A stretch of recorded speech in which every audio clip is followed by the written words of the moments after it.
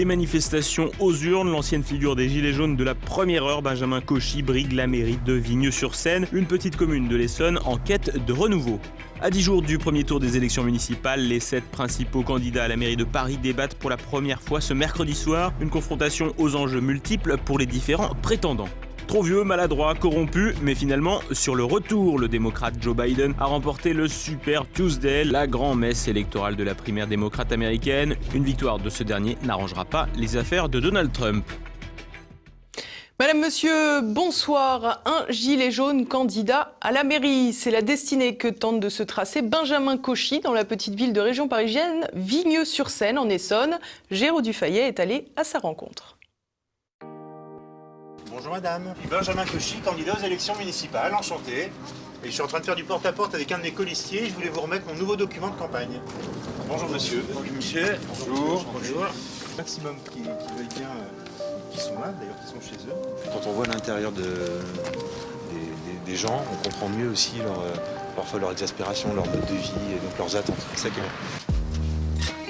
Des manifestations aux urnes, Benjamin Cauchy est désormais en pleine campagne pour les élections municipales de Vigneux-sur-Seine en Essonne.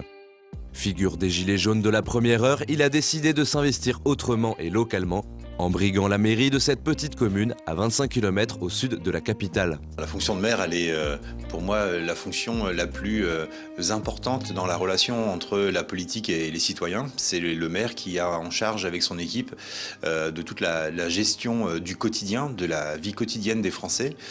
C'est le premier élu qui va être acteur pour améliorer la sécurité et le cadre de vie des citoyens. Alors effectivement, je ne suis pas originaire de Vigneux, je ne suis pas natif de Vigneux comme à peu près 75% des Vigneusiens. Donc je ne pense pas que ça soit un problème. Je suis arrivé il y a une petite année à Vigneux pour des raisons professionnelles et j'ai par le truchement des rencontres, des relations et puis depuis plusieurs mois le porte-à-porte établi une relation de confiance avec les Vigneusiens qui aspirent à un véritable changement et pour le coup on va dire que ça a bien matché. Avec quelques 30 000 habitants, Vigneux-sur-Seine se doit d'être bien desservi par les transports en commun. En effet, la ville est majoritairement résidentielle. D'un abord paisible et agréable, elle conjugue résidence pavillonnaire et logement collectif. Mais derrière la carte postale se cache aussi l'insécurité qui règne dans certains quartiers, une urbanisation anarchique et le manque cruel d'un véritable cœur de ville. Déterminé, Benjamin Cauchy a pris conscience de ces problèmes et fait force de proposition pour les résoudre, avec un projet participatif où il s'attelle à écouter les attentes des Vigneusiens qui se sentent abandonnés dans cette commune dépourvue de centre-ville. Vigneux est réputé être une ville dortoir, donc il y aurait à faire au niveau entreprise, installation d'emploi, enfin mise en place d'emplois pour les gens de Vigneux. On avait un Lidl, on avait un ED, on n'a plus rien dans le coin, à part Intermarché, moi qui suis seule, n'ayant pas de voiture, obligée de faire mes courses avec mon caddie. Les magasins qui pourraient vraiment satisfaire aux besoins des habitants, ils sont très éloignés. Et bon, il manque beaucoup de choses, quoi. C'est vrai qu'on n'a plus de cinéma. À l'époque, on en avait 3 ou 4, je crois. La délinquance monte de plus en plus. J'espère que le candidat qui sera élu tiendra compte de l'avis des Vigneusiens, des habitants qui y sont depuis plus de 50 ans, comme c'est mon cas, et qui ont vu évoluer leur ville et pas toujours dans le bon sens. Notre première priorité, c'est évidemment de rétablir la sécurité. Trop de Vigneusiens sont venus à notre rencontre ou lorsqu'on les rencontre, qui nous ont parlé de la délinquance, des cambriolages, des rodéos urbains, de la vente de drogue devant les écoles, de la vitesse excessive. Ça, c'est la première des priorités. Et la seconde, c'est d'améliorer le cadre de vie, la qualité de vie. Donc la sécurité, la propreté, et puis faire en sorte que le lien social ne se fasse pas que par le biais de l'argent, mais qu'il y ait un véritable cœur de ville, un projet d'aménagement urbain fort, pour que les gens, au lieu de se renfermer sur leur quartier, regardent dans la même direction. Pour Benjamin Cauchy, impossible de faire revenir les commerçants et dynamiser le cœur de ville sans ramener propreté et sécurité. Car malgré son apparence paisible, la délinquance fait des dégâts et trouve sa source dans des quartiers laissés à l'abandon et sans surveillance. C'est le cas du quartier de la Croix-Blanche. Ce quartier de la Croix-Blanche a bénéficié de l'ANRU Mais grosso modo, ils ont repeint les volets, mais laissé la misère sociale à l'intérieur. Et donc nous, il va falloir que nous tirions vers le haut toute cette population qui est en souffrance de par l'absence des services publics, des commerces de proximité. C'est un quartier où il n'y a même pas un distributeur automatique de billets. Le seul qui a des billets de 20 € aujourd'hui, malheureusement, c'est le trafiquant de barrettes de shit. Le candidat au municipal se bat également contre le clientélisme qui se moque de la volonté propre des habitants. Il veut ainsi se démarquer en associant les habitants aux décisions municipales. Cohérent avec ses valeurs, il ambitionne d'instaurer des référendums municipaux et le fameux référendum d'initiative citoyenne, le RIC, défendu entre autres par les Gilets jaunes. On souhaite donner la parole aux citoyens tout le long du mandat et pas seulement entre deux élections. Soit de façon descendante en leur soumettant un projet municipal pour qu'il soit bien verrouillé, ou alors pour que les citoyens proposent eux-mêmes sur une plateforme des projets qui, selon un nombre d'inscrits qui auront voté pour, le projet sera pris en main par la municipalité, coûts, études d'impact, notamment impact sur les impôts locaux, quelles conséquences ça va avoir, et on remettra le projet sur cette plateforme pour qu'il soit soumis au vote des citoyens. Réellement un intérêt des citoyens pour ça, parce que je pense que les pouvoirs aujourd'hui doivent être décentralisés. Ça ne doit pas appartenir à une caste, mais tout le monde doit avoir son mot à dire. Depuis Loft Story, la Star Academy, les gens aiment être acteurs avec un téléphone ou de façon digitale.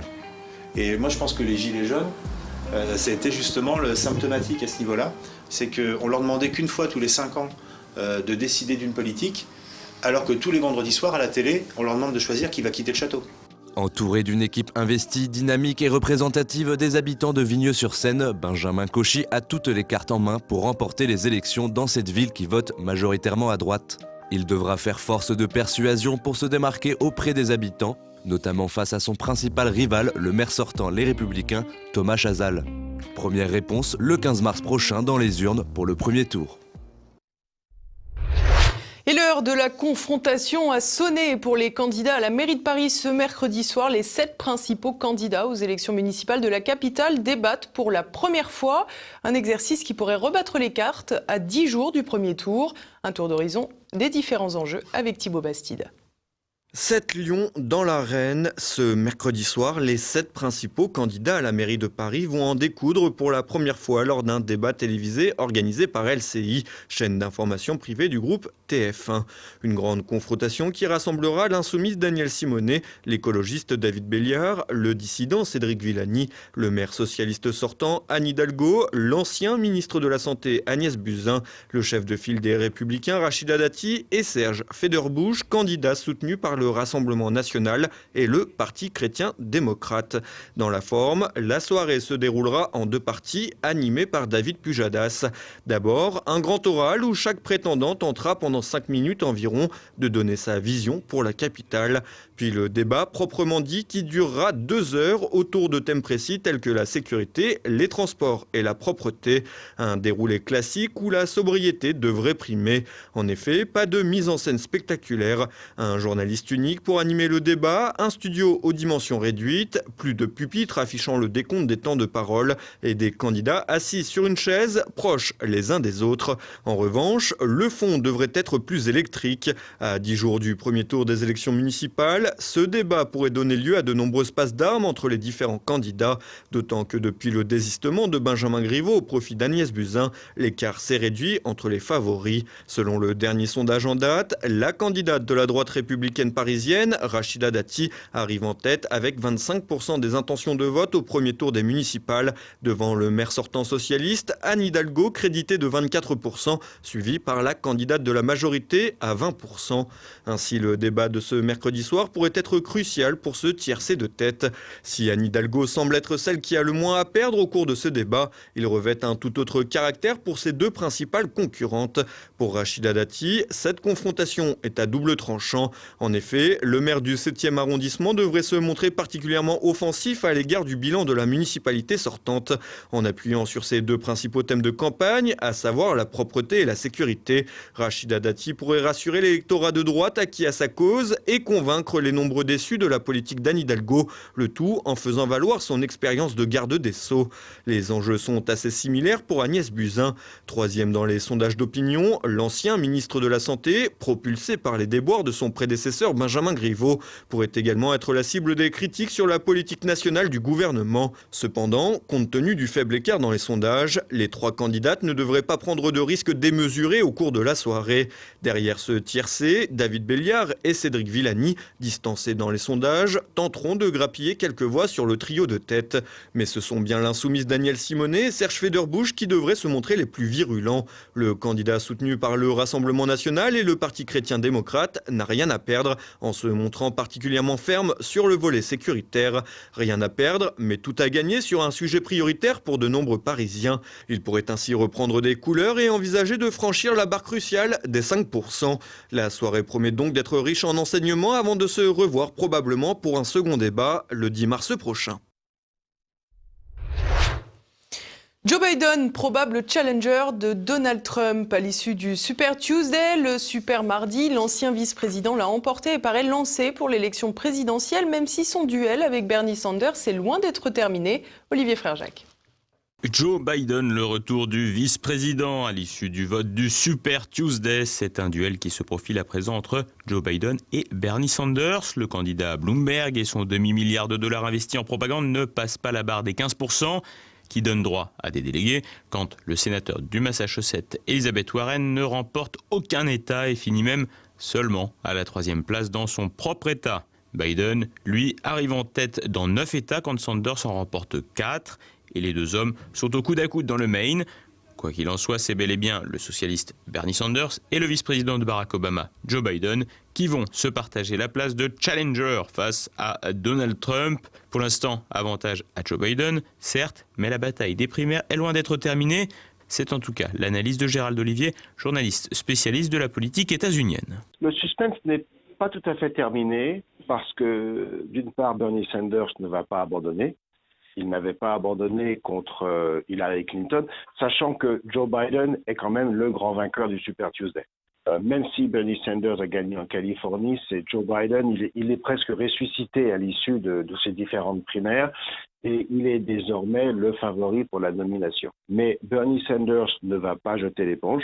Il n'avait pas jeté l'éponge contre Hillary Clinton en 2016 alors qu'il avait beaucoup moins de chances de parvenir à être le vainqueur final. Donc il va poursuivre. Ensuite, le mode de nomination du candidat démocrate se fait la plupart du temps à la proportionnelle. Donc même si Joe Biden a une certaine avance au nombre de délégués, il n'est pas dit qu'il parviendra à la majorité nécessaire le jour de la convention. Le candidat qui portera les couleurs démocrates contre Donald Trump sera en effet officialisé à l'occasion de la convention nationale qui se tiendra en juillet à Milwaukee, dans le Wisconsin.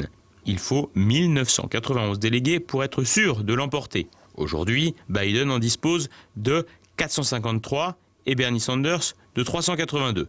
Warren, 50 et Bloomberg, 44 sont hors jeu. Warren, elle, avait affirmé vouloir aller jusqu'au bout. Quant à la Benjamin Tulsi Gabbard, elle dispose d'un délégué. Ce sera donc un match à deux. Un match à deux qui pourrait jouer à la défaveur de Donald Trump. En effet, largement plus consensuel que Bernie Sanders, Joe Biden sera électoralement beaucoup plus dangereux que son homologue socialiste. La leçon principale des primaires d'hier, du Super Mardi, c'est que les démocrates ne veulent pas de Bernie Sanders. Ils ont peur de lui. Et pour moi, Biden hier a gagné par défaut plus que sur sa personnalité ou son programme. Joe Biden est un adversaire plus difficile que Bernie Sanders parce qu'il est moins radical et parce qu'il peut rallier le centre. Victime d'un acharnement médiatique, Bernie Sanders pourrait donc échouer aux portes de l'élection présidentielle une nouvelle fois. Des journaux comme le Washington Post de centre-gauche sont en véritable guerre contre ce socialiste qui bouscule les habitudes des démocrates. Une acrimonie journalistique qui s'explique et se complète par l'animosité que porte l'establishment démocrate au sénateur du Vermont. Et si Donald Trump avait réussi à l'emporter contre l'establishment républicain, il sera autrement plus difficile pour Sanders d'y parvenir dans son camp, ce candidat proposant une véritable rupture avec la culture libérale américaine et avec les choix géostratégiques de Washington. Pour Gérald Olivier, l'avènement de Joe Biden n'empêche pas Trump d'être favori, mais annonce une opposition plus serrée que dans l'hypothèse Sanders. Vu le bilan de Donald Trump, tout autre candidat que lui serait assuré de sa réélection.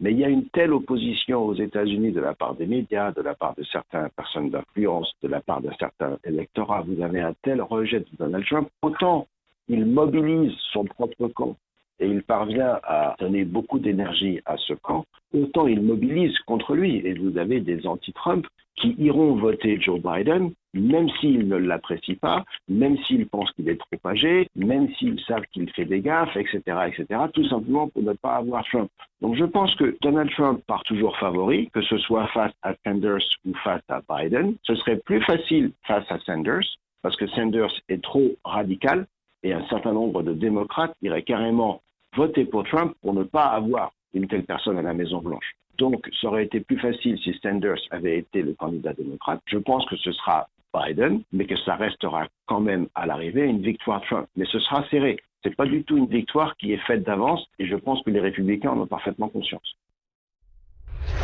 Et le milliardaire Michael Bloomberg a finalement annoncé jeter l'éponge après ce coup de force raté lors de ce Super Tuesday. L'ancien maire de New York a finalement décidé de rejoindre la candidature de Joe Biden, le grand vainqueur de ce mardi. Le tout après avoir quand même dépensé plus de 500 millions de dollars. Et à présent, c'est le moment de passer à l'actualité en bref avec Thibaut Bastide. La réforme des retraites adoptée en première lecture, sans surprise, les 2 motions de censure de l'opposition ont été rejetées. La motion de droite a recueilli 148 voix, celle de gauche 91 voix, dont celle du Rassemblement national qui n'a pas tenu à voter pour la motion de droite. Le recours gouvernemental au 49.3 a suscité la défiance d'une partie de l'opinion et quelques dizaines de milliers de manifestants sont descendus dans les rues partout en France mardi.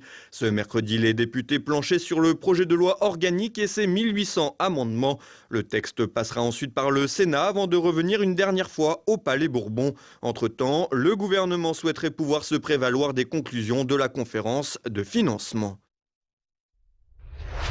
Peine similaire en appel pour les époux Balkany. Ce mercredi, la Cour d'appel de Paris a condamné Patrick et Isabelle Balkany à respectivement 4 ans de prison, dont 1 avec sursis, et 3 ans de prison pour fraude fiscale. Le tout sans mandat de dépôt. La Cour, qui évoque une fraude d'une ampleur exceptionnelle, a également prononcé une peine complémentaire de 10 ans d'inéligibilité avec exécution provisoire. Une peine semblable à celle prononcée en première instance, puisque Patrick Balkany avait été condamné à 4 ans de prison et 3 ans pour son épouse. Cette procédure pour fraude fiscale ne constitue que le premier volet de ce qui est reproché aux édiles de Levallois-Perret. Patrick et Isabelle Balkany sont également impliqués dans une autre procédure judiciaire, cette fois-ci pour blanchiment de fraude fiscale. En octobre, le tribunal les a condamnés à respectivement 5 ans et 4 ans de prison, mais le couple a fait appel. Le verdict devrait être rendu le 22 avril prochain. Nouvelle mise en examen pour Piotr Pawlenski, déjà poursuivi dans l'affaire des vidéos intimes de Benjamin Griveaux. L'artiste russe a été mis en examen mardi pour violence aggravée lors d'une rixe le soir du Nouvel An et laissé libre sous contrôle judiciaire. Le 31 décembre dernier, il aurait blessé 2 personnes au couteau et asséné un coup de poing à une 3e personne lors d'une soirée organisée en présence de Juan Branco, également cité dans l'affaire ayant fait chuter l'ancien porte-parole du gouvernement. Hasard ou coïncidence, mardi également, Juan Branco a porté plainte pour le vol de son ordinateur. Selon les dires de l'avocat, un individu l'aurait distrait pendant qu'un autre lui aurait dérobé son ordinateur professionnel contenant tous les éléments de l'affaire Griveaux. Le 3e district de la police judiciaire de Paris a été saisi et les enquêteurs étudient les images de vidéosurveillance du restaurant. Pas de conflit israélo-palestinien à Assas. Une conférence portant sur ce conflit a été annulée par la direction de l'université car jugée trop sensible. C'est le 24 février que l'Institut Médan, à l'origine de l'événement, a reçu un courrier électronique de la direction de la faculté Paris 2, lui affirmant que la conférence ne pouvait pas être autorisée en raison du caractère très sensible du sujet et du peu de temps disponible pour évaluer le risque. De nombreuses personnalités universitaires se sont émues de l'impossibilité de débattre d'un tel sujet dans une faculté, lieu de débat par excellence. De la même manière, une conférence du philosophe Sylvian Agacinski avait été annulée à l'université de Bordeaux en octobre, sous la pression d'associations dites LGBT. À Paris comme à Bordeaux, la liberté universitaire paraît plus que jamais menacée par les lobbies. Et voilà, on approche déjà de la fin de cette édition. Ce soir, retrouvez Géopôle. Richard Haddad reçoit André Berkoff, le seul journaliste français à avoir rencontré Donald Trump pour faire le bilan du mandat du président des États-Unis.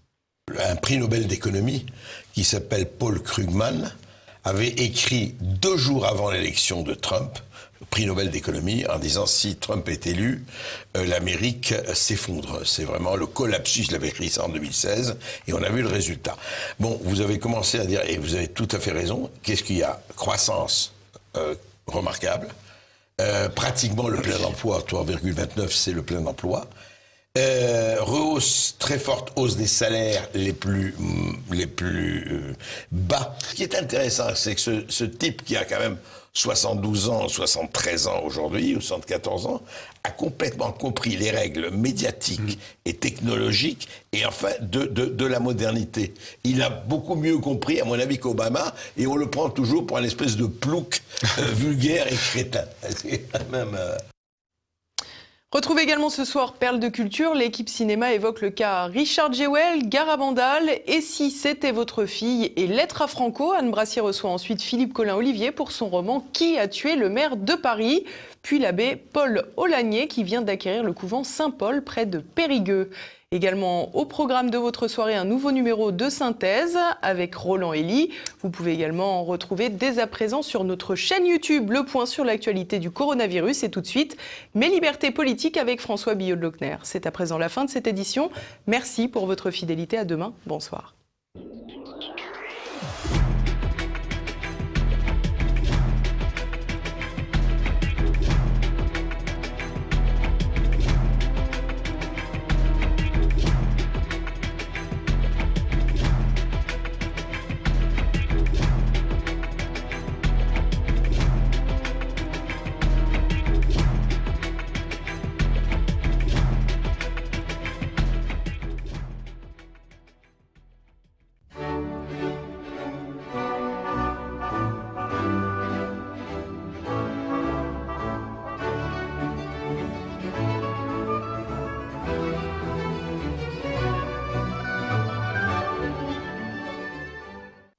La France, patrie de la gastronomie, du bœuf bourguignon et du château Yquem, du chou à la crème et du petit pastis qu'on boit sous les platanes. Que c'est bon tout ça!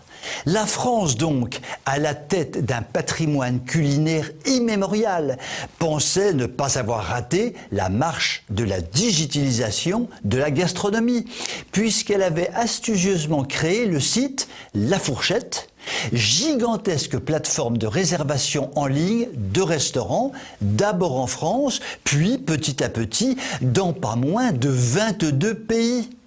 Grand succès, superbe opération, viva el Francia!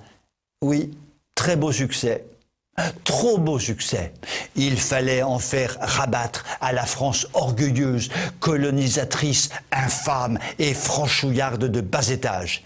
Eh bien, le ridicule ne tuant plus depuis longtemps en France, sinon nous serions tous morts depuis longtemps, la plateforme bien française La Fourchette vient de décider de changer de nom. Elle a été rebaptisée The Fork. Sans blague. La Fourchette, mais en anglais quoi. The Fork. Les directeurs de la communication de La Fourchette, de The Fork, ont estimé que ce nouveau nom s'imposait. Marketing mondialisé oblige. Et là, j'ai compris à quel niveau de supériorité intellectuelle se situaient ces directeurs de la communication de The Fork. C'est vrai quoi, la nourriture britannique, ça fait rêver dans le monde entier. Les beans ou haricots trop cuits noyés dans la tomate, ou le pudding à la graisse rance de bœuf qui troue votre pantalon si vous en laissez tomber dessus un morceau. C'est spontanément ce qui vient à l'esprit quand on pense à bien manger, n'est-ce pas? D'ailleurs, quand on veut faire un petit week-end gastronomique à l'étranger, on choisit toujours très spontanément Manchester. Et là où nos directeurs de The Fork frisent le génie, c'est que le changement de nom est à ce jour prévu uniquement pour la France et la Suisse. Ainsi, les clients anglais parleront de La Fourchette et les clients français parleront de The Fork. C'est à n'y rien comprendre, mais c'est sûrement génial. Finalement, n'y aurait-il pas tout à gagner à s'assumer pour ce que nous sommes? à mieux faire rêver. Une langue, c'est avant tout une culture et nous sommes un peu trop pressés à tous les étages de la société de nous débarrasser de la nôtre. Vous pouvez m'écrire si vous le voulez. À très bientôt.